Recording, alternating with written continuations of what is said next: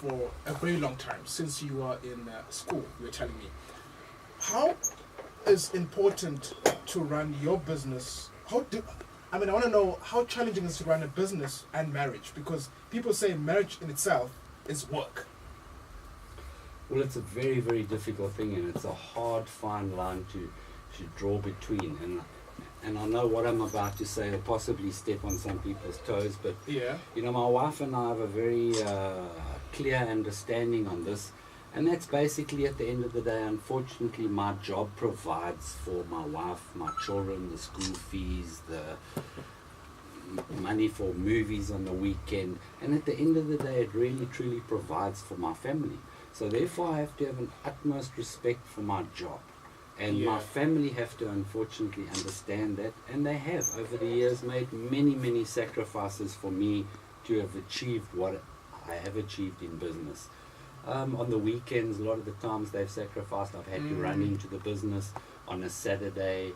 I've actually been in my business on public holidays and Christmas Day to help customers. Because at the end of the day, what we truly are in is in the customer service industry at Sparesboyz. So although we're selling you spares and we're helping look after your car, we're actually here to give you service and advice where we can on taking it to the correct mechanic. So it's very, very important. It's part of me.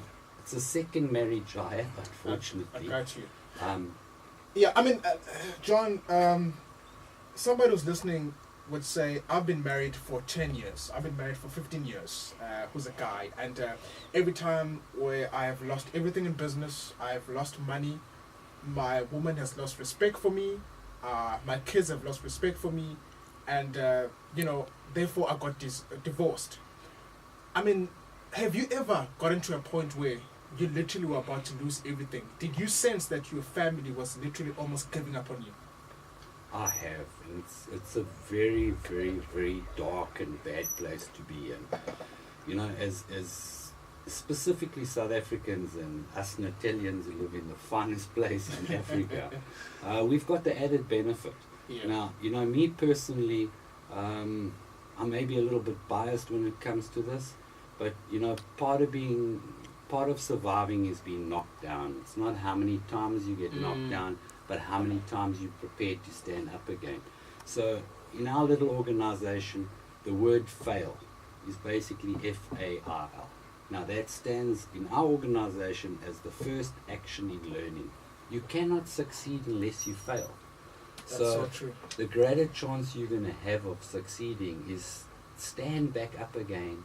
Let your family, let those around you see that although you've been knocked down, let them become a supportive system for you. Let them give you the moral support that you need.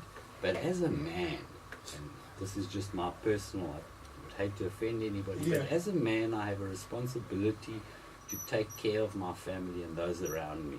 So I don't truly have a choice but to stand up again and fight another day. You gotta just fight until the last day. It's not easy, and unfortunately I find with a lot of the youth today, things tend to have come a little bit too easy for them, and they're finding it difficult when they get out into the job markets and that to really have an understanding of how much we have to fight. John, somebody's getting married next weekend and they're listening to the show and they're saying to themselves, I want to get married, I want to be committed to my partner for a lifetime, over 28 years, if God obviously allows me to live for that long. What is that one thing you would tell them not to do in their marriage? The one and only true advice I can give them is to not to be self-centered. Cut the self out. A relationship can only really work when you're placing the other person first and foremost in your life. We all have egos. We all like to believe that what we believe in is correct, and that the world should basically operate according to what we think. But unfortunately, when you involve other people, whether it's a spouse, a girlfriend, brothers, sisters, it's very difficult for us to place them first. And then one thing they should do? Love. Love conquers all. So, through the fights, just truly love. Open up your heart, It's not an easy thing for me to actually say. It's something that I've learned over many, many years. My wife will tell you what a terrible character I used to be, because I was self-centered, I was a male, I had egos, I was hard-working, I wanted to have all the top things, and forgot about basically the one and only thing that's really important, and that's the moment now. It's called the present for a specific reason. That's what it is. It's our gift in life. Appreciate, love what you have, appreciate what you have. We can all better ourselves. We all want to inspire each other. Be understanding and communication. No matter what the situation is, listen to the other person's point of view. Give yourself a gap to step away. Think about it before you reply. That's truly the best advice I can give, is never respond on an instant reaction.